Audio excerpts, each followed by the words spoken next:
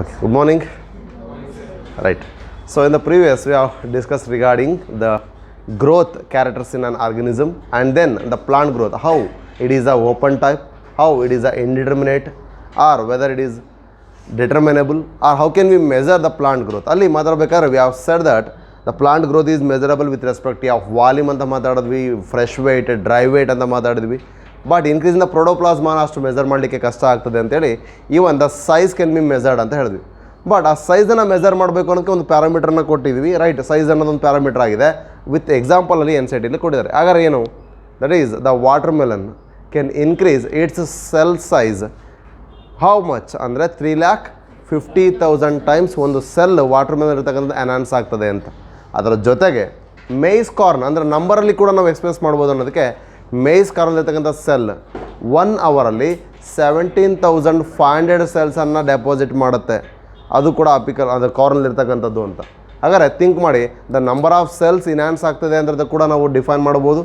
Size enhance ಆಗಿರುವಂಥದ್ದು ಅಥವಾ ಗ್ರೋತನ್ನು length, width, girth, fresh weight ಅಥವಾ ಡ್ರೈ ವೆಯ್ಟ್ ಎಲ್ಲ ಆಸ್ಪೆಕ್ಟಲ್ಲೂ ಕೂಡ ನಾವು ಡಿಫೈನ್ ಮಾಡ್ಬೋದು. That is what the growth is measurable.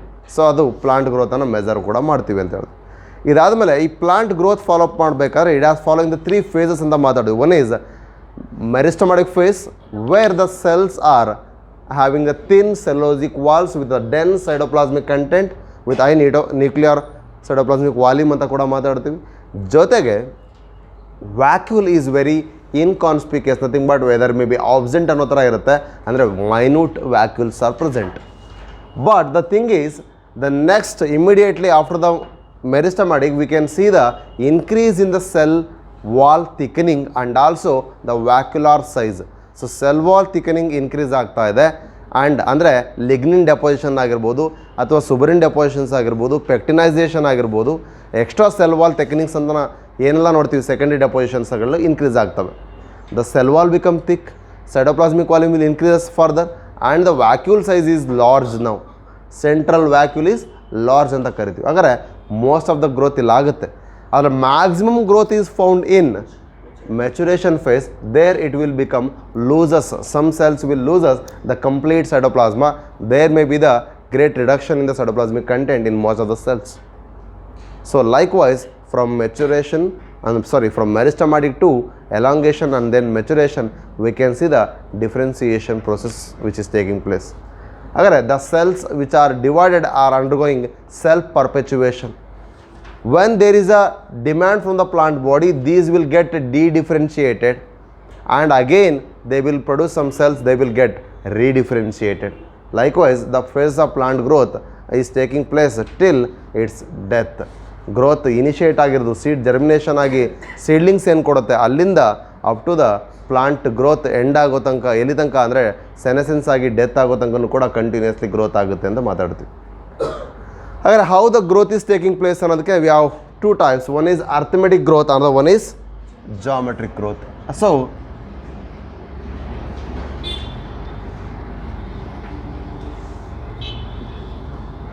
So arithmetic growth, how it is taking place? See, if there is one cell, it will get divided to produce 2 cells, but among that only one cell will retain the division property, another cell will become mature one. They will lose the property of division. Again, these cells will further divide to give a daughter cells. Further division, the same process will take place as I am showing here. There is only one division gives rise to addition of only one cell. So every time there is an addition of one, that means that is showing the arithmetic progression. Hence the growth is one which is having the capacity of division. ಯಾವುದು divide ಆಗ್ತಾ ಇದೆ ಇಲ್ಲಿ. So ಆ dividing ಸೆಲ್ಸನ್ನು ನಾವು ಇಲ್ಲೇನು ತೋರಿಸ್ತಾ ಇದ್ದೀವಿ, I am showing in an oval shape.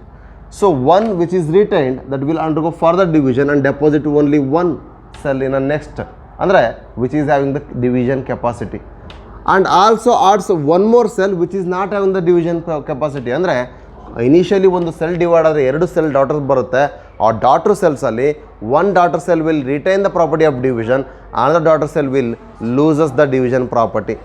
So ಒಂದು ಸೆಲ್ ಡಿವಿಷನ್ ಆಗೋದನ್ನು ಕಂಟಿನ್ಯೂ ಮಾಡುತ್ತೆ, ಒಂದು ಸೆಲ್ ಇಮಿಡಿಯೇಟ್ಲಿ ಪರ್ಪೆಚುಯೇಷನ್ ಮೂಲಕ ಅಂದರೆ ಡಿಫ್ರೆನ್ಸಿಯೇಷನ್ ಆಗೋದ್ರ ಮೂಲಕ ಪರ್ಮನೆಂಟ್ ಆಗ್ತಾ ಬರುತ್ತೆ. Likewise this is showing the arithmetic growth. ಹಾಗಾದರೆ in the plant we can see this type of growth in observation of the length.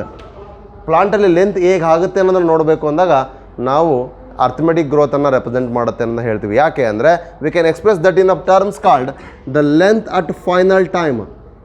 L T refers to not long term. L is a length of the plant at a time T is represented by the initial length at RT. What is R referring here? Growth factor. ಏನು growth factor? Growth rate at time t. ಹಾಗಾದರೆ growth rate ಯಾವ ರೀತಿ ಆಗ್ತಾ ಇದೆ ಅನ್ನೋದನ್ನ ನಾವೀಗ graphical representation ಮೂಲಕ ನೋಡ್ಬೋದು. If you can take on the X axis the time duration at time T, ಅಂದರೆ ಈಗ ಇನಿಷಿಯಲ್ ಟೈಮಲ್ಲಿ ಯಾವುದೇ ರೀತಿ ಗ್ರೋತ್ ಇರಲ್ಲ, ದೆರ್ ಈಸ್ ನೋ. ಹಾಗಾದರೆ ಒಂದು ಸೆಲ್ ಡೆಪೋಸಿಷನ್ ಆಯಿತು ಅಂದರೆ ಅಲ್ಲಿಂದ ಏನಾಗುತ್ತೆ, there it increases its growth. Here we are getting the linear growth, means linear growth curve ನೋಡ್ತಾ ಇದ್ದೀವಿ. When X axis is means having the time, Y axis is having growth rate. The growth rate is what? It is with respect of the length, the growth rate of the length, increase in the length ಏನಾಗ್ತಿದೆ ಅನ್ನೋದು, that is linear, that is LT is equal to L0 plus RT. ಇದನ್ನು ನಾನು RT plus L0 ಅಂತ ಬರೋದು ತಪ್ಪೇನಾಗಲ್ಲ. That is what Y is equal to MX plus C. That is what the straight line formula. So here what we got is the straight line. That is why the linear growth we can see, that is what the arithmetic progression, hence we can express this in this form. ವ್ಯಾಲ್ಯೂಸನ್ನು apply ಮಾಡಿದ್ರೆ ನಮಗೆ ಯಾವಾಗಲೂ ಕೂಡ straight line ಸಿಗುತ್ತೆ. ಹಾಗಾಗಿ arithmetic ಗ್ರೋತನ್ನು LT is equal to L0 plus RT ಅಂತ ಕರಿತೀವಿ. So these are all dependent on some factors. ಇದು ಅರ್ಥಮೆಟಿಕ್ ಗ್ರೋತ್ ಆಗಿರ್ಬೋದು ಅಥವಾ ಈಗ ನಾವು ನೋಡ್ತಕ್ಕಂಥ ಜಾಮೆಟ್ರಿಕ್ ಗ್ರೋತ್ ಆಗಿರ್ಬೋದು, they are all dependent on some certain factors. Okay, let's see another growth form. ಹಾಗಾದ್ರೆ ಅರ್ಥಮೆಟಿಕ್ ಗ್ರೋತ್ ಫಾರ್ಮ್ ಈ ರೀತಿ ಆಗುತ್ತೆ ಅಂತ ಗೊತ್ತಾಯಿತು. ಅದನ್ನು LT is equal to L0 plus RT formally ಹೇಳಿದ್ವಿ. Then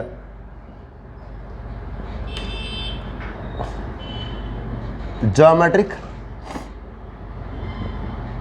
growth, it is also called as exponential growth. ಯಾಕೆ ಅಂದರೆ see, if a cell gets divided, it will gives rise to what? 2 daughter cells. Here the 2 daughter cells are again gets divided.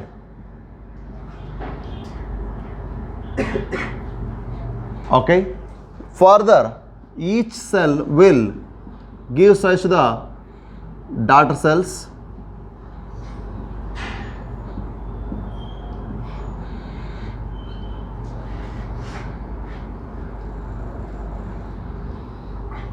See, so 1, then again here we got 2, 4, 8, in the next we got 16, and then we can get 32, 64, 128, 256, like that.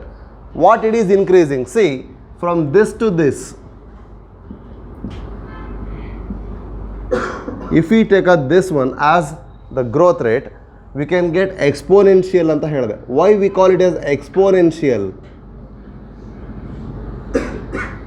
As we are seeing here, geometrical ಅರ್ಥ ಆಗ್ತಿದೆ. ಇನ್ multiples of 2 ಅಲ್ಲಿ increase ಆಗ್ತಿದೆ. 2 into 4, 4 ಅಂದರೆ 4 into 2, ಪ್ರತಿ ಟೈಮಲ್ಲೂ ಕೂಡ into 2 ಆಗ್ತಾ ಇದೆ ನೋಡಿ.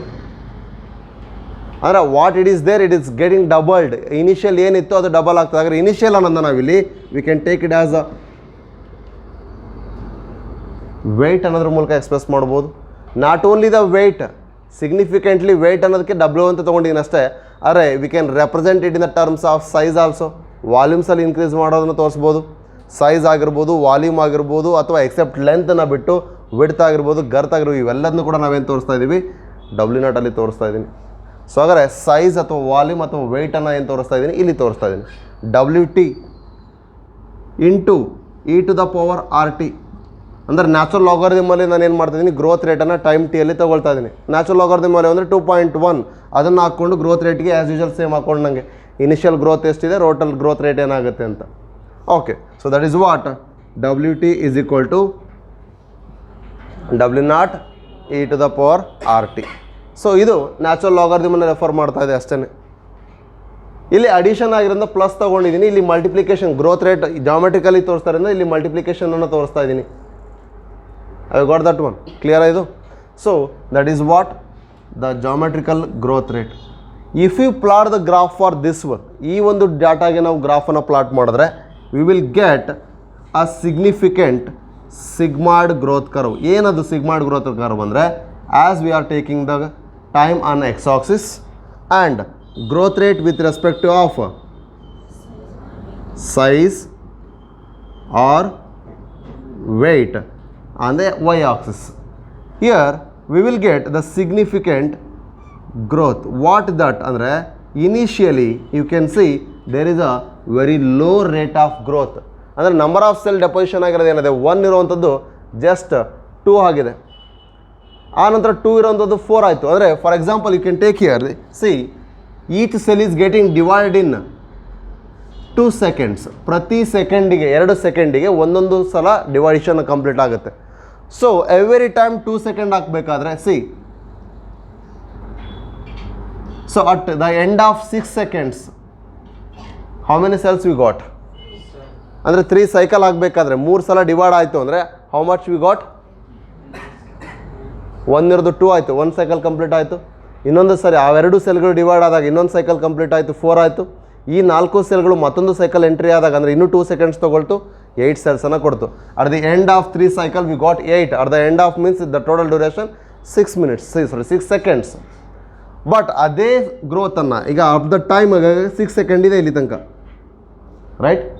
ನಾವು ಫರ್ದರ್ 6 seconds ಅಂದರೆ 1 2 3 ವಾಟ್ ವಿ ವಿಲ್ ಗೆಟ್ 64. ಹಾಗಾದರೆ ಸಡನ್ನಾಗಿ ಇಲ್ಲಿಂದ ಇದ್ದಂಥ ಗ್ರೋತ್ ಏನಾಯ್ತು, ಈಗ ಎನ್ಹಾನ್ಸ್ ಆಯಿತು. ದ ನಂಬರ್ ಆಫ್ ಸೆಲ್ಸು 10 20 30 40 50 60 ತನಕ ಎನ್ಹಾನ್ಸ್ ಆಯಿತು. So that is what I have shown you. ಹಾಗಾದರೆ this phase is called lag phase. Lagging ಅಂದರೆ ಬಿಹೈಂಡ್, ಅಂದರೆ ಹಿಂದುಳಿಯುವಂಥದ್ದು, ಅಂದರೆ ವೆರಿ ಸ್ಲೋ ಫೇಸ್. ತುಂಬ ಲ್ಯಾಗ್ ಮಾಡ್ತೀನಿ, ಅರ್ಧ ಗಂಟೆಲಿ ಮುಗಿಯೋ ಚಾಪ್ಟರ್ನ 1 ಗಂಟೆ ಪಾಠ ಮಾಡಿದ್ರೆ ಸರ್ ತುಂಬ ಲ್ಯಾಗ್ ಮಾಡಿರುವಂತೀವಲ್ಲ, ಹಂಗೆ ಲ್ಯಾಗಿಂಗ್ ಅಂದ್ರೇನು. ಸೊ ನಾರ್ಮಲ್ ಪ್ರೊಸೀಜರ್ ಪ್ರಕಾರ ಎಷ್ಟು ಇರುತ್ತೆ ಅದಕ್ಕಿಂತ ಗ್ರೋತ್ ರೇಟ್ ಇಲ್ಲಿ ಕಡಿಮೆ ಆಯಿತು. ಯಾಕೆ, ಇನಿಷಿಯಲ್ ಡೆಪೋಸಿಷನ್ ಈಸ್ ರಿಕ್ವೈರ್ಡ್. ಒಂದು ಸೆಲ್ ಇರುವಂಥದ್ದು ಡಬಲ್ ಆಗಬೇಕು, ಅದು ಮತ್ತೆ ಡಬಲ್ ಆಗಬೇಕು, ಆನಂತರ ಇನ್ಕ್ರೀಸ್ ಆಗ್ತಾ ಇದೆ. ಹಾಗಾದರೆ very slow rate is found at the initial, but there is sudden hike. ಇಲ್ಲೇನಾಯಿತು, ಸಡನ್ನಾಗೆ ಹೈಕನ್ನು ನೋಡ್ತಾ ಇದ್ದೀವಿ. The sudden hike was seen. That phase is represented what,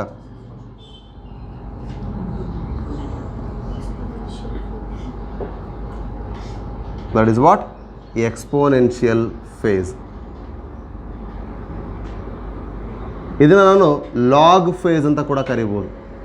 so values ಏನಾಗುತ್ತೆ ಲಾಗ್ ಅಪ್ಲೈ ಮಾಡಿದಾಗ ಅನ್ನೋದು ಕೂಡ ನಿಮ್ಗೆ ಗೊತ್ತಿದೆ. So that is what lag phase ಆದಮೇಲೆ there is a sudden increase or hike. That is what there is a highest and rated, ಅಂದರೆ ಇನ್ನೂ enhance ಆಗಿದೆ ರೇಟ್ ಆಫ್ ಗ್ರೋತ್. ಹಾಗಾಗಿ ಇದನ್ನು ಲಾಗ್ ಫೇಸ್ ಅಥವಾ ಎಕ್ಸ್ಪೋನೆನ್ಷಿಯಲ್ ಸಡನ್ನಾಗಿ ಇನ್ಕ್ರೀಸ್ ಆಗಿದೆ. ದೆನ್ ಅಲ್ಲಿಂದ ಏನಾಗುತ್ತೆ, the growth rate will become stationary. That is what the constant ಆಗ್ತಾ ಬರುತ್ತೆ. Why, when there is in a natural condition, that may be a cell or may be a tissue or an organ or an organism. ಯಾವುದೇ cell ಅಥವಾ tissue ಅಥವಾ organ ಅಥವಾ ಒಂದು organism ಆಗಿರ್ಬೋದು, if it is cultivated in a natural condition, then there are some growth limiting factors. That's why when the sources become limited, the growth will become constant. ಒಂದು ಲೆವೆಲ್ಗೆ ಏನಾಗುತ್ತೆ, constant ಆಗ್ತಾ ಬರುತ್ತೆ. ಅಂದರೆ ಸ್ಟೇಷನರಿ ಫೇಸ್ ಅಂತ ಕರಿತೀವಿ ಇದನ್ನ. ಅಂದರೆ ಅಲ್ಲಿರ್ತಕ್ಕಂಥ ಅವೈಲೇಬಿಲಿಟಿ ಆಫ್ ಮೆಟೀರಿಯಲ್ಸ್ ಏನಾಗಿದ್ದು ಖಾಲಿ ಆಗಿದ್ದಾವೆ ಅಂದರೆ that is what it has attain the saturation level growth. ಹಾಗಾದರೆ ಇದು ಸ್ಟೇಷನರಿ ಫೇಸ್ ಅಂತ ಕರಿತೀವಿ. So from this it has become. ಹಾಗಾದರೆ ಸ್ಟೇಷನರಿ ಫೇಸ್ ಯಾವ ಬಂತು, when the resources are limited. ಹಾಗಾಗಿ ಗ್ರೋತ್ ಹಿಂಗೆ ಎನ್ಹಾನ್ಸ್ ಆಗ್ತಾನೆ ಹೋಗಲ್ಲ, ಎಲ್ಲೋ ಒಂದು ಕಡೆ ಅದು ನಿಲ್ಲುತ್ತೆ. ಅಂದರೆ ಒಂದು ಕಾನ್ಸ್ಟೆಂಟಾಗಿ ಗ್ರೋತನ್ನು ತೋರಿಸ್ತಾ ಹೋಗುತ್ತೆ ಅಷ್ಟೇ, ಸಡನ್ನ ಹೈಕನ್ನು ತೋರಿಸ್ತಾ ಇಲ್ಲ. This plot can be taken to show the microbial growth in an culture. ಒಂದು ಮೈಕ್ರೋಬಿಯಲ್ ಸೆಲ್ಸನ್ನು ಫಾರ್ ಎಕ್ಸಾಂಪಲ್ ಕರ್ಡ್ ಗ್ರೋ ಆಗೋದು ನೋಡಿ, ಇನಿಷಿಯಲಿ ನಾವು ಅದಕ್ಕೆ ಇನಾಕುಲಮ್ ಹಾಕಿದಾಗ ಓವರ್ ನೈಟ್ ಟೈಮ್ ತೊಗೊಳುತ್ತೆ, ಆದರೆ ಅದನ್ನು ಇನ್ನೊಂದು ಹಾಫ್ ಆನ್ ಅವರ್ ಎಕ್ಸ್ಟ್ರಾ ಬಿಸಿಲಿಗಿಟ್ರೆ ಫುಲ್ ಹುಳಿ ಆಗುತ್ತೆ. Sourness is increased. Why? The lag phase is what the overnight we have inoculated that one. And the early morning ನಮಗೆ ಸಿಕ್ಕಿರ್ತಕ್ಕಂಥ curd is immediately get increase its sourness, lactic acid deposition enhance ಆಯ್ತು, that is what exponential. ಅದಾದಮೇಲೆ ಅದು ಹುಳಿ ಆಗಲ್ಲ, ಅಲ್ಲಿಂದ ಅದರ quality deterioration ಆಗುತ್ತಾ ಹೋಗುತ್ತೆ, that is what that is stationary one. ಅಂದರೆ ಸೌರ್ಸಲ್ಲಿ ಅವೈಲೇಬಲ್ ಇರ್ತಕ್ಕಂಥ ಪ್ರೋಟೀನ್ಸ್ ಎಲ್ಲವೂ ಕೂಡ ಬ್ರೇಕ್ ಡೌನ್ ಆಗಿ ಲ್ಯಾಕ್ಟಿಕ್ ಆಸಿಡ್ ಆಗಿದೆ. There is no more protein to break and convert into lactic acid. ಹಾಗಾಗಿ ಆ ಒಂದು ಕನ್ವರ್ಷನ್ಸನ್ನು ನಾವು ನೋಡಿದ್ರೆ ಮೈಕ್ರೋಬಿಯಲ್ ಗ್ರೋತ್ ಕೂಡ ನಾವು ನ್ಯಾಚುರಲ್ ಕಂಡೀಷನ್ಸಲ್ಲಿ ಈ ರೀತಿಯಾಗಿ ಎಕ್ಸ್ಪ್ಲೇನ್ ಮಾಡ್ಬೋದು.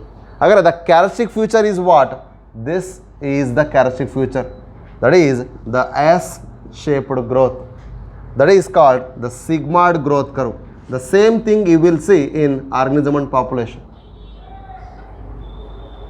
ಎಕಾಲಜಿ ಒಳಗಡೆ ನಾವು ಇದನ್ನು ಭಾಳಷ್ಟು ಕಡೆ ಮಾತಾಡಬೇಕಾಗುತ್ತೆ. ಯಾಕಂದರೆ ನ್ಯಾಚುರಲಿ ಗ್ರೋತ್ ಆಗಬೇಕು ಅಂದಾಗ ನಾವು ನ್ಯಾಚುರಲ್ ಗ್ರೋತ್ ಕಂಡೀಷನ್ಸಲ್ಲಿ ಹೇಗೆಲ್ಲ ಲಿಮಿಟಿಂಗ್ ಫ್ಯಾಕ್ಟರ್ಸ್ ಬರುತ್ತೆ, ಅದು ಗ್ರೋತ್ ಹೇಗೆ ಲ್ಯಾಗ್, ಲಾಗ್ ಆ್ಯಂಡ್ ಸ್ಟೇಷನರಿ ಆಗುತ್ತೆ ಅನ್ನೋದು ಕೂಡ ಒಂದು ಪಾಪ್ಯುಲೇಷನ್ ಬಗ್ಗೆ ಮಾತಾಡಬೇಕಾದ್ರೆ ಆಯಿತು, ಅಥವಾ ಒಂದು ಆರ್ಗನಿಸಮಿನ ಓವರ್ ಆಲ್ ಪ್ರೊಡಕ್ಟಿವಿಟಿ ಬಗ್ಗೆ ಮಾತಾಡಬೇಕಾದ್ರೆ ಅದು ಕೂಡ ನಾವು ಇದನ್ನು ರೆಪ್ರೆಸೆಂಟ್ ಮಾಡ್ತೀವಿ. ಹಾಗೆ ಸಿಗ್ಮಾಯ್ಡ್ ಗ್ರೋತ್ ಕರ್ವ್ ಅಂತ ಅಂದರೆ ಇದೇನೆ.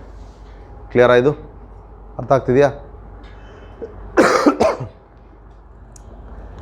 So likewise we can take the growth rate in arithmetic and also in geometric or exponential. But in an embryo, means from a zygote to embryo. So here initially the cell will be zygote, which is diploid whatever, but the cell is only one. Right? Now the cell will get divided into 2, then it will become 4. Then ಹಾಗಾದರೆ ಈ ಥರ ಆಗಿದ್ದೇನಾಯ್ತು ಅಂದರೆ cell is 1 and it become 2 and it is become 4 and it is become 8. ಇಲ್ಲಿ ತನಕ ಅಂದರೆ ಒಂದು up to 32 cells ತನಕ ನಾವೇನು ನೋಡ್ತೀವಿ, that is what it is showing geometric ಅಂತ ಕರಿತೀವಿ. ಸೊ ಸಡನ್ನಾಗಿ ಅಲ್ಲಿ ತನಕ ಇನ್ಕ್ರೀಸ್ ಆಗ್ತಾನೆ ಹೋಗಿದೆ. ಹಾಗಾದರೆ ನೆಕ್ಸ್ಟ್ ಏನಾಯಿತು, ಇಟ್ ವಿಲ್ ಬಿಕಮ್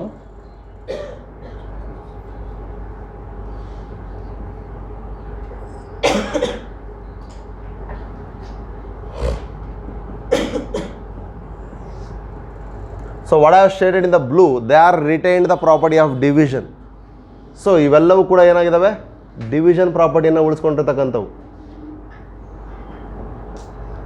ಬಟ್ ಅಂದರೆ this is also having the division, but the thing is stress they are all showing arithmetic one. So ಯಾವುದಾದ್ರು ನಾನು ಬ್ಲೂ ಡಾಟಲ್ಲಿ ತೋರಿಸ್ತೀನಿ, they are represent the geometric growth.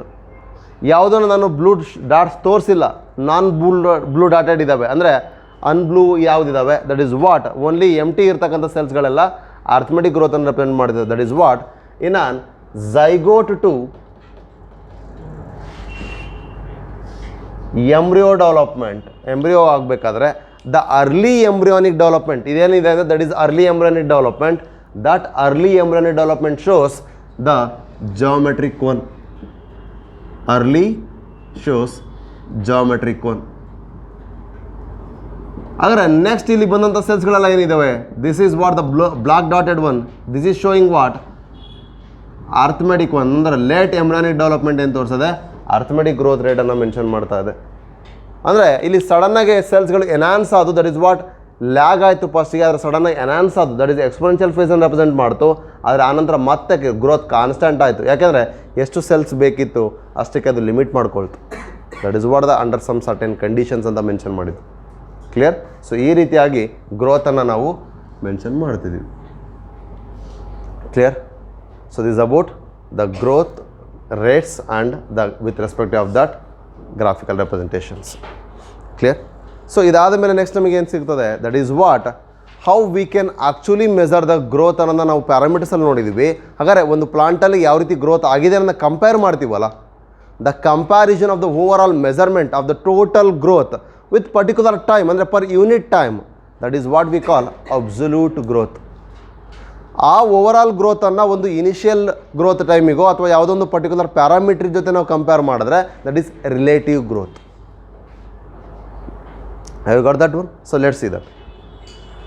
ಇಷ್ಟು ಅರ್ಥ ಆಗಿದೆಯಾ? ಓಕೆ, ಕವರ್ ಆಗುತ್ತಾ ಇಲ್ಲಿ? Okay, so coming to absolute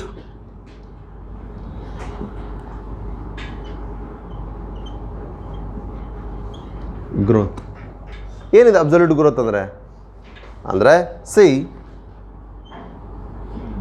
the leaf what is gain its area at a particular time, that is A ಅಂತ ಕರೆದ್ರೆ that is the A is 5 square centimeter. Again the same leaf at some particular time has gained and increased its area to 10 square centimeter. This is called A dash. Initial ಇರೋದನ್ನ A ಅಂತ ಕರೆದೆ,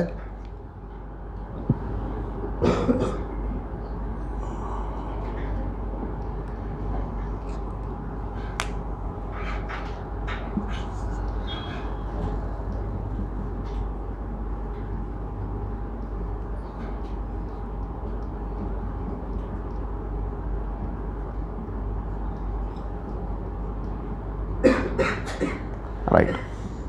The same way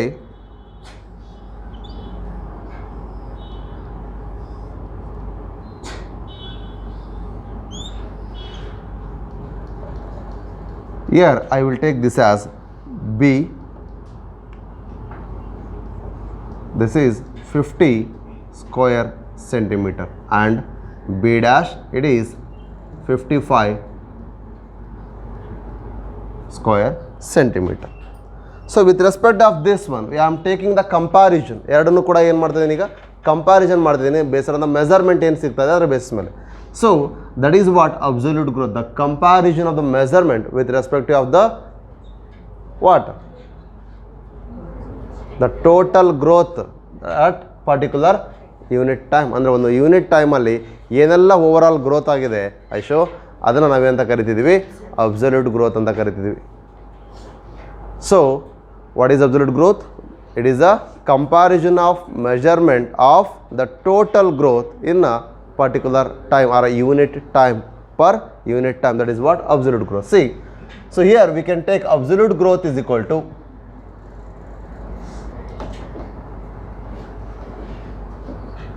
final growth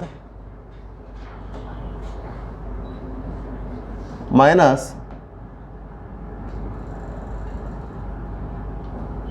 initial growth. What is the final growth in a dash? A first plant condition 1 and condition 2 ಎರಡನ್ನು compare ಮಾಡ್ತಾ ಇದ್ದೀನಿ. ಹಾಗಾದ್ರೆ ಫಸ್ಟಲ್ಲಿ ಏನಿದೆ 10 minus 5. So ಹಾಗಾದ್ರೆ I will get what? 5 square centimeter as absolute growth in a condition 1. ಹಾಗಾದ್ರೆ for condition 2 ಈ ಪ್ಲಾಂಟಿಗೆ compare ಮಾಡಿದ್ರೆ here also we will get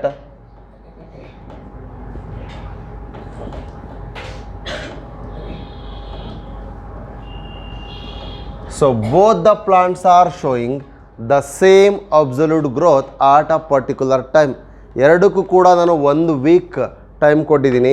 ಆ 1 ವೀಕಲ್ಲಿ ಎರಡೂ ಕೂಡ ಎಷ್ಟು ಇನ್ಕ್ರೀಸ್ ಮಾಡ್ಕೊಂಡಿದ್ದಾವೆ ಅಂದರೆ 5 ಸ್ಕ್ವೇರ್ ಸೆಂಟಿಮೀಟರ್ನ ಇನ್ಕ್ರೀಸ್ ಮಾಡಿದ್ದಾವೆ. Same resources, same conditions for a growth and same duration. So ಹಾಗಾದ್ರೆ ಗ್ರೋತಿನ ಕಂಡೀಷನ್ಸ್ ಏನು ಕೊಟ್ಟಿದ್ದೀನಿ ಅದೆಲ್ಲ ಸೇಮ್ ಇದೆ. ಆ ಟೈಮಲ್ಲಿ ಎರಡೂ ಕೂಡ ಸೇಮ್ ಇನ್ಹ್ಯಾನ್ಸ್ ಮಾಡ್ಕೊಂಡಿದ್ದಾವೆ. ಆದರೆ ಯಾವುದರಲ್ಲಿ ಆ್ಯಕ್ಚುಲಾಗಿ ಗ್ರೋತ್ ಆಗಿದೆ ಚೆನ್ನಾಗಿ ಅಂತ ಗೊತ್ತಾಗಬೇಕಂದ್ರೆ ಈ ಕಂಪ್ಯಾರಿಸನಲ್ಲಿ ಗೊತ್ತಾಗಲ್ಲ. ಒಂದು ಪರ್ಟಿಕ್ಯುಲರ್ ಇನಿಷಿಯಲ್ ಪ್ಯಾರಾಮೀಟರ್ ಇಟ್ಕೋಬೇಕಾದ್ರೆ ಅದಕ್ಕಿಂತ ಮೊದಲು ಏನಿತ್ತು ಅದನ್ನು ತೊಗೋಬೇಕಾದ್ರೆ that is what the next thing is relative growth.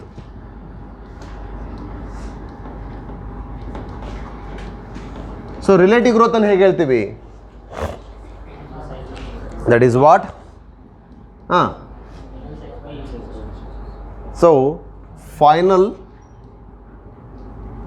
minus initial by initial into cent 1 ಅದನ್ನು ಪರ್ಸೆಂಟೇಜ್ ಮೂಲಕ ಎಕ್ಸ್ಪ್ರೆಸ್ ಮಾಡ್ತಾರೆ. So here the final one, for example for a condition 1 ತಗೊಳ್ಳಿ. What is the final one? 10 square centimeter minus 5 as initial one into 100. We got what? 5 into, okay, so minus 5, 10 minus 5 ಅಂದರೆ 5, 5 divided by 5, 1 into 100 ಅಂದರೆ 100% ಸಿಕ್ತು. ಹಾಗಾದ್ರೆ what about in second condition? ಈ condition ಏನಾಗುತ್ತೆ? The relative growth is 55 minus 50 divided by 50 into 100 ಅಂದರೆ I got 10%. Okay, 5 ಉಳಿದಿದೆ, ಹೋಯ್ತು, ಉಳಿದಿದೆ ಅಷ್ಟೇ 10 ನನಗೆ. ಕ್ಲಿಯರ್? 5 divided by 50, ಸೊ ಅದನ್ನು ತೆಗೆದ್ರೆ ನನಗೆ ಉಳಿದಿದ್ದು 10%. ಹಾಗಾದ್ರೆ where the actual growth is more, ಎಲ್ಲಿ ಜಾಸ್ತಿ ಗ್ರೋತ್ ಆಗಿದೆ, ರಿಲೇಟಿವ್ಲಿ ಗ್ರೋತ್ ಇನ್ಕ್ರೀಸ್ ಆಗಿರೋದು ಎಲ್ಲಿ? ಇನ್ ಎ ಅಂದರೆ ಫಸ್ಟ್ ಕಂಡೀಷನ್ಸಲ್ಲಿ. ಹಾಗಾಗಿ the relative growth, absolute growth is 5 square centimeter, relative growth is 100%. Whereas here absolute growth is 5 square centimeter, but relative growth is 10%.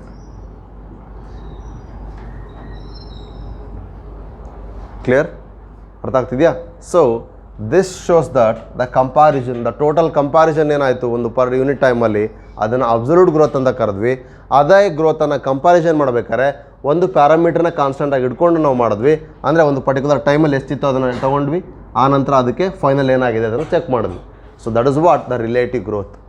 ಈ comparison ಮೂಲಕ ದ ಕಂಡೀಷನ್ 1, ಈ plant ಆ ಒಂದು ರಿಸೋರ್ಸ್ ಮೂಲಕ ಚೆನ್ನಾಗಿ ಗ್ರೋತನ್ನು ತೋರಿಸಿದೆ ಅಂತ ಆಯಿತು. So this what relative and absolute grows. So ಈ ರೀತಿ ಗ್ರೋತ್ ಆಗಬೇಕು ಅಂದರೆ there are some conditions required. ಯಾವುದೇ ಒಂದು ಪ್ಲಾಂಟ್ ಗ್ರೋತ್ ಆಗ್ತಾ ಇದೆ ಅಥವಾ living organism, any living organism ಒಂದು ಗ್ರೋತನ್ನು ತೋರಿಸಿದ್ರೆ it is dependent on some factors.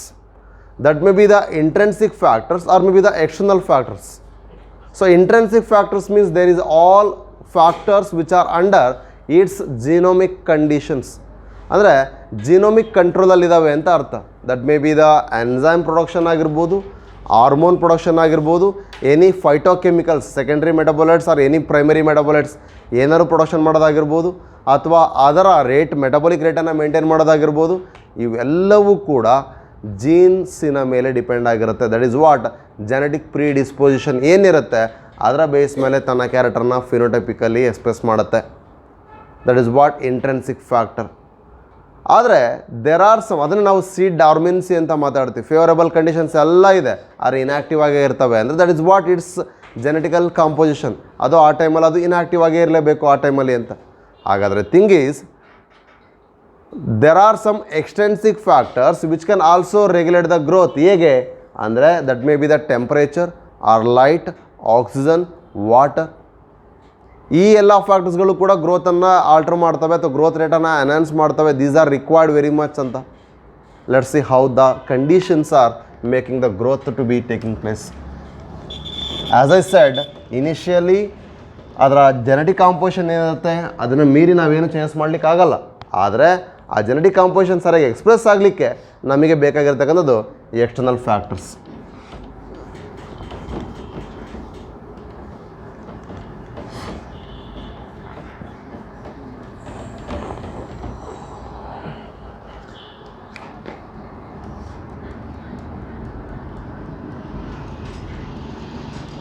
Conditions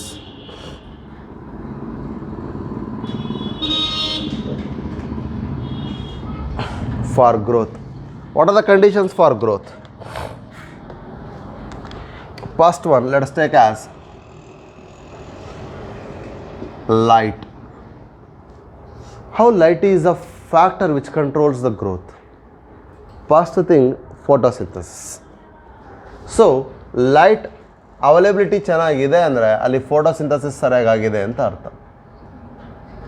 ಅಂದರೆ photosynthesis mainly required light reaction ಅದು, ಹೌದಾ? ಸೊ ಫೋಟೋಸಿಂಥಸಿಸ್ ಆಗಬೇಕು ಅಂದರೆ light is mainly dependent on. And photosynthesis ಸರಿಯಾಗಿದೆ ಅಂದರೆ ಅಲ್ಲಿ ಪ್ರೊಡಕ್ಟಿವಿಟಿ ಸರಿಯಾಗಿ ಸಿಗುತ್ತೆ. ಪ್ರೊಡಕ್ಟಿವಿಟಿ ಸರಿಯಾಗಿ ಸಿಗಿದೆ ಅಂದರೆ ಫುಡ್ ಫಾರ್ಮೇಷನ್ ಆಗಿದೆ ಅಂತ ಅರ್ಥ. ಅದರ ಬೇಸ್ ಮೇಲೆ ಅದು ಮೆಟಬಾಲಿಕ್ ರೇಟನ್ನು ನೋಡ್ಕೊಳ್ಳುತ್ತೆ. ಆದರೆ ನಾಟ್ ಓನ್ಲಿ ಫೋಟೋಸಿಂಥಸಿಸ್, ಆ ಫೋಟೋಸಿಂಥಸಿಸ್ ಆಗಲಿಕ್ಕೂ ಕೂಡ ಲೈಟ್ ಹೇಗೆ ಇಂಪಾರ್ಟೆಂಟೋ ಅದಕ್ಕಿಂತ ಮೊದಲು ಆ ಸ್ಟ್ರಕ್ಚರ್ಸನ್ನು ಫಾರ್ಮೇಷನ್ ಮಾಡಲಿಕ್ಕೂ light important. That is what we call photomorphogenesis. In your NCERT it has given that etiolation, very important term. ಏನಿದು etiolation ಅಂದರೆ when the plant is in an etiolation condition it will not develop the roots. ಮತ್ತೆ root develop ಆಗಲ್ಲ, ಅಲ್ಲಿ ಏನಿರುತ್ತೆ ಅದೇ. It will not develop the chlorophyll but it only enhances the length of shoot system. Shoot ಏನಾಗ್ತಾ ಹೋಗುತ್ತೆ ಅಂದರೆ length ಆಗ್ತಾ ಹೋಗುತ್ತೆ. ಯಾಕೆ? And it is non green ಅಂದರೆ ಪೇಲ್ ಕ್ರೀಮ್ ಕಲರ್ ಇರುತ್ತೆ. ವೈ ಅಂದರೆ when there is no light, sunlight ಅಥವಾ ಲೈಟ್ ಸೋರ್ಸ್ ಇಲ್ಲ ಅಂದರೆ it will not induce the plant body to develop the pigments called chlorophyll. ಅಲ್ಲಿಗೆ ಕ್ಲೋರೋಫಿಲ್ ಪಿಗ್ಮೆಂಟ್ ಡೆಪಾಸಿಟ್ ಆಗಿಲ್ಲ ಅಂದರೆ there will be no chlorenchyma. Parenchyma ಒಳಗಡೆ chlorophyll deposition ಆಗಲ್ಲ. Hence there will be no turning of creamy leaf cotyledons to the green leaf colors. ಹಾಗೆ green ಲೀಫಾಗಿ turn ಆಗಲ್ಲ. ಹಾಗಾಗಿ ಬರೀ ಲೆಂತ್ ಇನ್ಕ್ರೀಸ್ ಆಗ್ತಾ ಹೋಗ್ಬೋದು ಅಷ್ಟೇ. ಆಸಿಡ್ ಪ್ರೊಡಕ್ಷನ್ ಆಗೋದ್ರಿಂದ ಶೂಟ್ ಸಿಸ್ಟಮಿನ ಲೆಂತ್ ಇನ್ಕ್ರೀಸ್ ಆಗುತ್ತೆ, ರೂಟ್ ಡೆವಲಪ್ ಆಗಲ್ಲ. Etiolation means that is what the condition. Here there is a enhanced length in the shoot, ಅಂದರೆ ಶೂಟ್ ಸಿಸ್ಟಮ್ ಲೆಂತ್ ಎನ್ಹಾನ್ಸ್ ಆಗಿರುತ್ತೆ. Okay, here we will see no green color deposition. Simple ಆಗಿ ಹೇಳ್ಬೇಕಂದ್ರೆ there is no green organs, pigment develop ಆಗಲ್ಲ ಅಲ್ಲಿ green. Then no further development of root, no further development of root. ಯಾಕೆ? ಇದಕ್ಕೆ answer ಏನು ಹೇಳಿ ನೋಡೋಣ. there is no further development of root. Root development ಅಲ್ಲಿ ಮತ್ತೆ ಆಗಲ್ಲ ಅಂತ ಹೇಳ್ತಿದ್ದಾರೆ. ಯಾಕೆ? Root is always a underground part ಅಂತ ನಾವು ಕಾಮನ್ ಆಗಿ ಮಾತಾಡ್ತಿದ್ದೀವಿ. And moreover it is a non photosynthetic. ಹಾಗಾದ್ರೆ ಇದು ಸಿಂಕ್ಗೆ ಇಲ್ಲಿಗೆ ಫುಡ್ ಸೋರ್ಸ್ ಕಳಿಸಬೇಕಾಗಿರೋದು ಗ್ರೀನ್ ಪಾರ್ಟ್. ಅಲ್ಲಿ there is no green part ಆದಮೇಲೆ how it will become utilises the food? There is no food supplement. ಹಾಗಾಗಿ ರೂಟ್ ಫರ್ದರ್ ಡೆವಲಪ್ಮೆಂಟ್ ಆಗಲ್ಲ. ಹಾಗಾಗಿ there is a enhanced increase in the stem, nothing but shoot system with non green organs because there is no development of chlorophyll, because there is no light induction. ಆ light induce ಮಾಡಿಲ್ಲ ಅಂದರೆ chlorophyll deposition ಆಗಲ್ಲ. That's it. ಹಾಗಾಗಿ that is what etiolation. ಹಾಗಾದರೆ what is ಫೋಟೋಮಾರ್ಫೋಜೆನಿಸ್ ಅಂದರೆ ಅರ್ಥ ಇದೇನೆ. ಈ ಕಂಡೀಷನ್ಸ್ನೆಲ್ಲ ಕೊಟ್ಟಿದ್ದಾನೆ ಮರ, ಈ ಟರ್ಮ್ಸ್ ಯಾಕೆ ಕೊಟ್ಟಿಲ್ಲ? That is nothing but photo, that is light, morpho that is physical structure or external appearance, genesis to that is synthesis. In presence of light there are some physical appearance of the structures will be synthesised. ಅಂದರೆ plant body ಒಳಗಡೆ ಲೈಟಿನ ಪ್ರೆಸೆನ್ಸಲ್ಲಿ synthesis ಆಗಬೇಕಾಗಿರೋ organs develop ಆಗಲ್ಲ. ಹಾಗಾದ್ರೆ photomorphogenesis ಆಗಬೇಕು. In absence of light ಏನಾಗುತ್ತೆ? That is etiolation will takes place. So etiolation is taking place in absence of sunlight ಅಥವಾ absence of light source. Best thing you can observe is you can take a grams and make them to be wet or in a cotton cloth, whatever. One thing you kept it in a dark condition, another thing take that 1 grams which are soaked in a water in a light condition. You within a day or in a 2 days you will see whatever the grains which have been taken in a wetted cloth will be developed green cotyledons outside them when they are exposed to the light. One which is there in a dark setup, they are having a creamy cotyledons. ಎಲ್ಲಿ ತನಕ ಕಾಟಿಲಿಡನ್ಸ್ develop ಆಗಿ leaf ಬರುತ್ತೆ ಅಂದರೆ ಅದರಲ್ಲಿರ್ತಕ್ಕಂಥ storage energy ಇರೋ ತನಕ ಮಾತ್ರ. ಅದಾದಮೇಲೆ there is no further growth. ಹಾಗಾದರೆ ಅಲ್ಲಿ ಬರೀ ಲೀಫ್ ಉದ್ದಕ್ಕೆ ಬರುತ್ತೆ. ಬೇಕಾದ್ರೆ ಮೊಳಕೆ ಕಟ್ಟಿರೋದಲ್ಲಿ ನೋಡಿರಿ, ಗಿಡಗಳು ಜಾಸ್ತಿ ಉದ್ದ ಬರುತ್ತೆ, ರೂಟ್ ಕಮ್ಮಿ ಬೆಳೆದಿರುತ್ತೆ. Only the thing is this one. So when there is a expose to the light they will develop the leaf with a green coloured one. When there is the absence of light there will be etiolation, there will be no green colour. ಹಾಗೆ ನೀವು ಮೊಳಕೆ ಕಾಳನ್ನ ಕಟ್ಟಿದಾಗ ಅದನ್ನು ಬರೀ ಬೆಳಕಿಗೆ ಬರ್ದಂಗೆ ಇಟ್ಟರೆ ಅದ್ರಲ್ಲಿ ನೀವು ಬರೀ ಕ್ರೀಮ್ ಕಲರ್ ಪ್ಲಾಂಟ್ ಬಾಡಿನ ನೋಡ್ತೀರಿ, ಪೇಲ್ ಆಗಿರುತ್ತೆ. ಅದೇ ಲೈಟಿಗೆ ಸ್ವಲ್ಪ ಎಕ್ಸ್ಪೋಸ್ ಮಾಡಿದ್ರು ಸಾಕು, ಮೊಳಕೆ ಕಟ್ಟಿರ್ತಕ್ಕಂಥ ಬಟ್ಟೆ ಬಿಸದೇ ಇದ್ರೂ ಪರವಾಗಿಲ್ಲ, ಆದರೆ ಸ್ವಲ್ಪ ಬೆಳಕಿಗೆ ಎಕ್ಸ್ಪೋಸ್ ಆದರೂ ಸಾಕು, automatically they will trap the light and develop the pigments in that they will be independent. ಫೋಟೋಸಿಂಥಸಿಸನ್ನು ತಮ್ಮ ಪಾಡಿಗೆ ತಾವು ಮಾಡ್ಕೊಳ್ತಾ ಬರ್ತವೆ. So this is what the light is making as one of the major condition required for a growth to accompany in a plant body. Then second thing is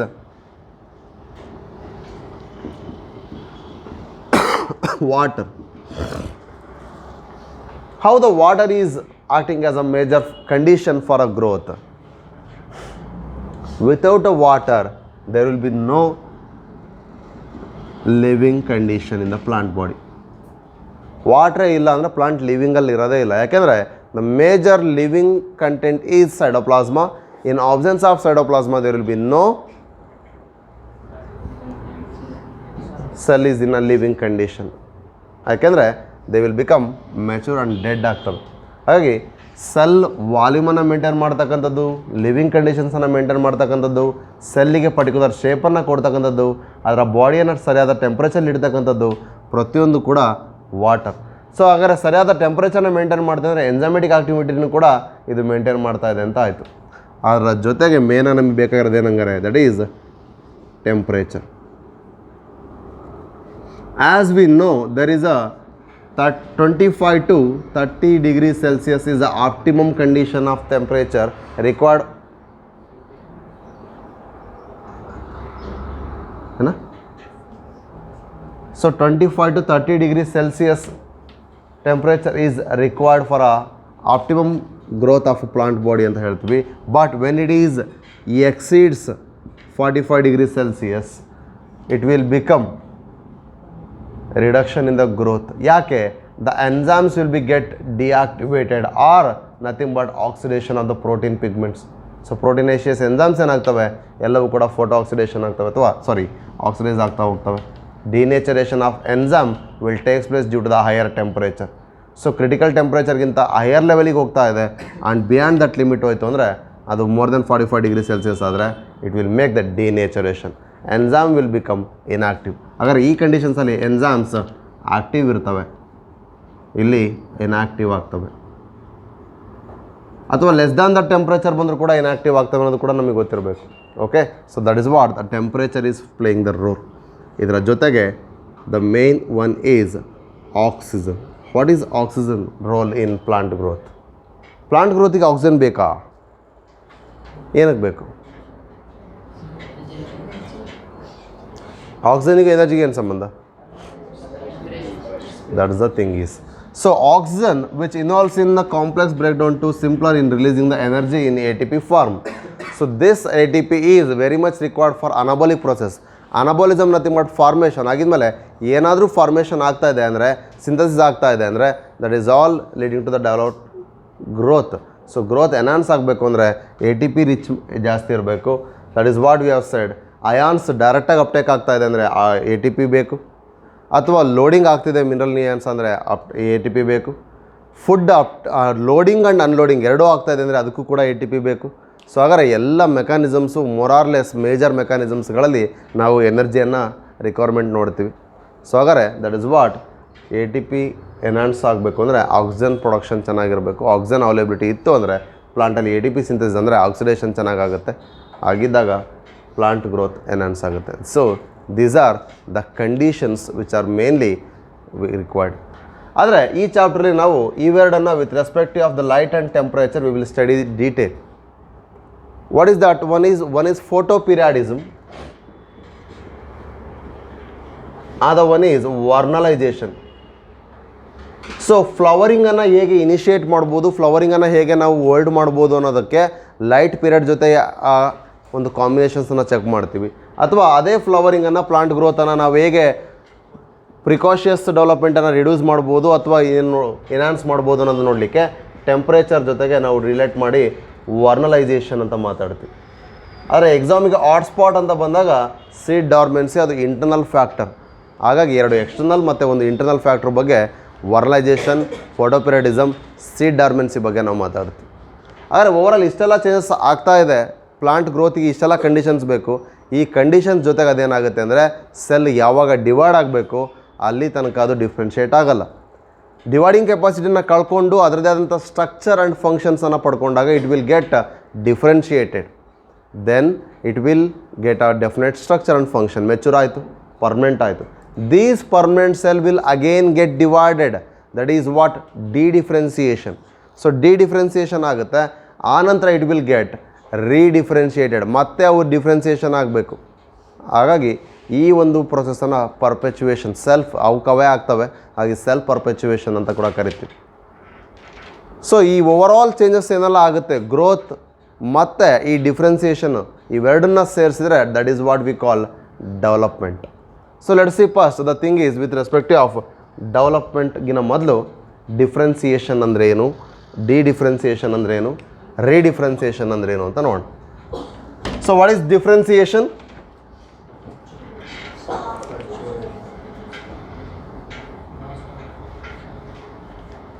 loss of division capacity. Okay, ಯಾವುದರಿಂದ? Meristematic ಸೆಲ್ಲಿಂದ. See if there is a meristem, meristem ಅಂದರೆ the region where the meristematic cells are found. ಯಾವ ರೀಜನಲ್ಲಿ meristematic cells ಸಿಗ್ತವೆ ಅದನ್ನು meristem ಅಂತ ಕರಿತೀವಿ. ಅಲ್ಲಿರ್ತಕ್ಕಂಥ cells meristematic cells. So the meristematic cells will actively cut off the new cells. New cells cut off ಆದಮೇಲೆ ಅದೇನಾಗುತ್ತೆ, ಇದರ್ ಎಪಿಡರ್ಮಿಸ್ ಆಗಿ ಡೆವಲಪ್ ಆಗುತ್ತೆ. ಓಕೆ, ಎಪಿಡರ್ಮಿಸ್ ಆಗಲಿಲ್ಲ, ಅದರ ಜೊತೆಗೆ ಕಾರ್ಟೆಕ್ಸ್ ಆಗ್ತವೆ, ಅಥವಾ ಕೇಂಬಿಯಮನ್ನು ಫಾರ್ಮೇಷನ್ ಮಾಡ್ತವೆ. ದೆನ್ ಏನಾಗುತ್ತೆ, ಝೈಲಮ್ ಅಂದರೆ ಪ್ರೈಮರಿ ಝೈಲಮ್, ಪ್ರೈಮರಿ ಫ್ಲೋಯಮನ್ನು ಫಾರ್ಮೇಷನ್ ಮಾಡ್ತವೆ. So this is what. ಹಾಗಾದರೆ ಎಪಿಡರ್ಮಿಸ್ ಅಂದಮೇಲೆ ಪ್ರೊಟೆಕ್ಷನ್ ಆಗಿ ಕೊಡ್ತದೆ. ಕಾರ್ಟೆಕ್ಸ್ ಅಂದರೆ ಅಪೋಪ್ಲಾಸ್ಟ್ ಪಾತ್ವೆ ಒಳಗಡೆ ಇಂಟರ್ಸ್ಟೆಲ್ ಸ್ಪೇಸ್ ಮೂಲಕ ವಾಟರ್ ಕಂಡಕ್ಷನ್ ಮಾಡುತ್ತೆ. ಕೇಂಬಿಯಮ್ ಅಂದರೆ ಆಕ್ಟಿವಿಟಿಯನ್ನು ಮತ್ತೆ ರಿಗೈನ್ ಮಾಡಿಕೊಂಡು ನೆಕ್ಸ್ಟ್ ಸೆಕೆಂಡ್ರಿ ಗ್ರೋತ್ ಆಗ್ಬೋದು. ಝೈಲಮ್ ಮತ್ತು ಫ್ಲೋಯಮ್ ವಾಟರ್ ಕಂಡಕ್ಷನ್ನ ಮಾಡ್ತಾ ಇದ್ದಾರೆ. ಅದರದೇ ಆದಂಥ ಡೆಫಿನೆಟ್ ಸ್ಟ್ರಕ್ಚರ್ ಇದೆ, ಅದರದೇ ಆದಂಥ ಡೆಫಿನೆಟ್ ಫಂಕ್ಷನ್ ಇದೆ. That is what the process called differentiation. So differentiation is a process where meristematic cells lose the property of division. So division property enna they loses the property of division. The meristematic cells will lose the property of division. Agar illi enagutte, the cells may get deposited with endodermis ಆಗಿರಬಹುದು. even ಇಲ್ಲಿ ಅದು ಕೂಡ ಬಂತು. Okay, so pericycle ಇವೆಲ್ಲವೂ ಕೂಡ ಅಷ್ಟೇ. ಸೊ ಈಗ ಏನಾಗ್ತವೆ, endodermis they will get deposited what, lignin ಅಥವಾ ಪೆಕ್ಟಿನ್. ಸೊ ಈ ಥರ ಎಕ್ಸ್ಟ್ರಾ ಸೆಲ್ ವಾಲ್ ಥಿಕನಿಂಗ್ಸ್ಗಳನ್ನ ಡೆಪಾಸಿಟ್ ಆಗ್ತಾ ಬರ್ತವೆ. And some what they will reduce their cytoplasmic content and some will lose the complete, some will lose the very less, some will be greatly loosed. So ಭಾಳಷ್ಟು ಕಡಿಮೆ ಆಗ್ಬೋದು, ಅಥವಾ ಸ್ವಲ್ಪ ಕಡಿಮೆ ಆಗ್ಬೋದು, ಅಥವಾ ಕಂಪ್ಲೀಟಾಗಿ ಕಳ್ಕೊಬೋದು. ಅಲ್ಟಿಮೇಟ್ಲಿ ಸೈಟೋಪ್ಲಾಸ್ಮಿಕ್ ಕಂಟೆಂಟ್ ಏನಾಗುತ್ತೆ, ರಿಡಕ್ಷನ್ ಆಗುತ್ತೆ. ಸೊ ಸೈಟೋಪ್ಲಾಸ್ಮಾ ಇಲ್ಲಿ ಕಡಿಮೆ ಆಗುತ್ತೆ. ವ್ಯಾಕ್ಯೂಲ್ ಸೈಜ್ ಎನ್ಹಾನ್ಸ್ ಆಗ್ತಾ ಹೋಗುತ್ತೆ. Ultimately meristematic cells will become permanent. ಹಾಗಾದರೆ ಇವಿಷ್ಟು ಏನಾದವು ಅಂದರೆ ಈಗ they have become permanent. So during this process the meristematic cell has been become elongated. The cell will become elongation ಆಯಿತು. ಎಲಾಂಗೇಷನ್ ಆದಮೇಲೆ ಅದು ಮೆಚೂರ್ ಆಯಿತು. ಮೆಚುರೇಷನ್ ಆದಮೇಲೆ ಅದಕ್ಕೆ ನಾವು ಪರ್ಮನೆಂಟ್ ಅಂತ ಕರೆದ್ವಿ. So likewise the meristematic cell will become permanent. This process is called what, differentiation. Now those who got the differentiation and they lost their property of division, again they will gain the division property. It is against the differentiation. Agagi it is called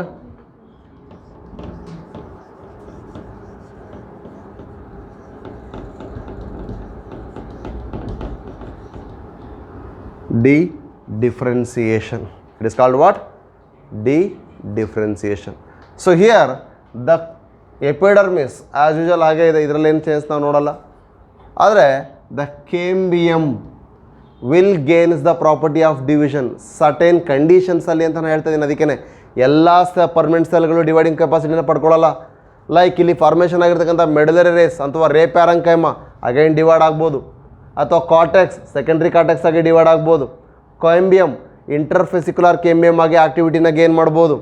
like that they will be that is what the cambium will be forming. Vascular cambium ಆಗಿ ಅಥವಾ cork ಕೇಂಬಿಯಮ್ ಆಗಿ ಇಂಟರ್ಫೆಸಿಕ್ಯುಲರ್ cambium ಆಗಿ formation ಆಗ್ಬೋದು. So cork ಕೇಂಬಿಯಮ್ ಅಂದ್ರೆ ಏನು? Secondary growth ಅಲ್ಲಿ ಬರ್ತಕ್ಕಂಥ ಫೆಲ್ಲೋಜೆನ್. The phello ಅಂದರೆ ಕಾರ್ಕನ್ನು ಸಿಂಥಸಿಸ್ ಮಾಡೋದು ಕಾರ್ಕ್ ಕೇಂಬಿಯಮ್. ಕಾರ್ಕ್ ಕೇಂಬಿಯಮಿನ ಇನ್ನೊಂದು ಹೆಸರು ಫೆಲ್ಲೋಜೆನ್. ಸೊ ಇವುಗಳೇನಾಗ್ತವೆ? They have got the property of division. This interfascicular cambium will form the complete cambium ring. So ಇದು ಪೆರಿಸೈಕಲ್ ಅಂದರೆ ಇಲ್ಲಿರ್ತಕ್ಕಂಥದ್ದು ಇಂಟ್ರಾಫೆಸಿಕ್ಯುಲರ್. ಈ ಇಂಟ್ರಾಫೆಸಿಕ್ಯುಲರ್ ಇರ್ತಕ್ಕಂಥದ್ದು ಏನಾಯ್ತು ಈಗ ಇಲ್ಲಿ ಇಂಟರ್ ಅಂದರೆ ಇಲ್ಲಿ ಕನೆಕ್ಟ್ ಮಾಡ್ತು.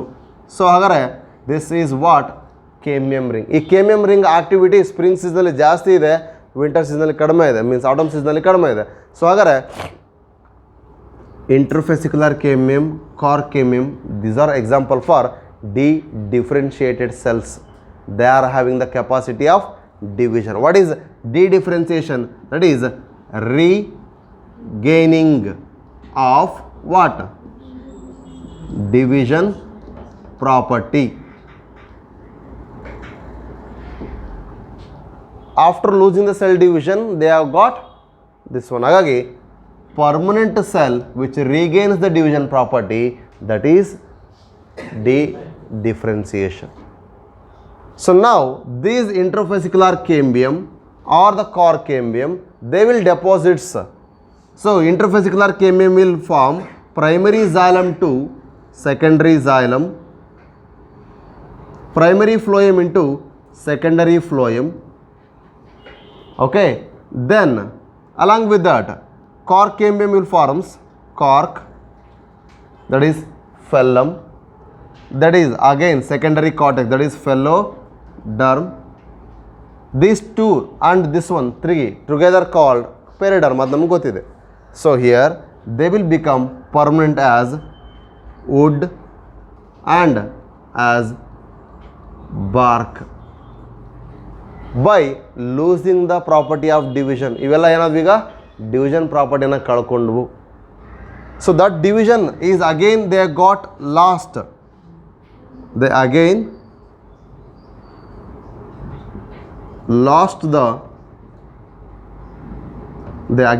loses the division property and becomes permanent with the extra depositions. ಇಲ್ಲೇನಾಗುತ್ತೆ ಕಾರ್ಕ್ ಇಂಪರ್ಮಿಯಬಲ್. ನಾವು ಏನು ನೋಡಿದ್ವಿ, ಎಕ್ಸ್ಟ್ರಾ ಡೆಪೋಸಿಷನ್ ಆಫ್ ಏನಾಗ್ತದೆ, ಸೆಕೆಂಡ್ರಿ ಸೆಲ್ ವಾಲ್ ಥಿಕ್ನಿಂಗ್ಸ್ ಎಲ್ಲ ಡೆಪಾಸಿಟ್ ಆಗ್ತದೆ. ಹಾಗಾದರೆ ಲಿಗ್ನಿನ್ ಆಗಿರ್ಬೋದು, ಸುಬರಿನ್ ಆಗಿರ್ಬೋದು, ಪೆಕ್ಟಿನ್ ಆಗಿರ್ಬೋದು, ರೈಟ್. ಸೊ ಎಲ್ಲ ಸೆಕೆಂಡ್ರಿ ವಾಲ್ ಥಿಕ್ನಿಂಗ್ಸ್ಗಳು ಇಲ್ಲಿ ಎಕ್ಸ್ಟ್ರಾ ಎನ್ಹಾನ್ಸ್ ಆಗಿ ಡೆವಲಪ್ ಆಗೋದ್ರಿಂದ ಅವು ಡೆಡ್ ಆಗ್ತವೆ.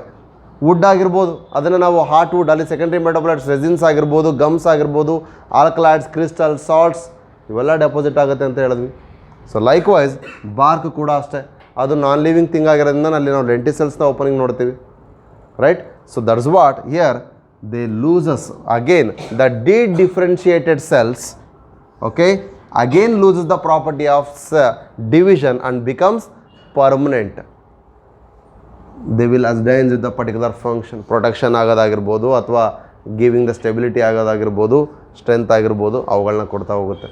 So likewise the process of differentiation, dedifferentiation and redifferentiation, ಅದನ್ನು ನಾವು ಬೆಸ್ಟ್ ರೂಟ್ ಕ್ಯಾಪಲ್ಲಿ ನೋಡ್ತಾ ಹೋದರೆ ಮೆರಿಸ್ಟಮ್ಯಾಟಿಕ್ ರೂಟ್ ಅಪೆಕ್ಸ್ ಇದೆ, ಅದರ away from the root we can see root cap.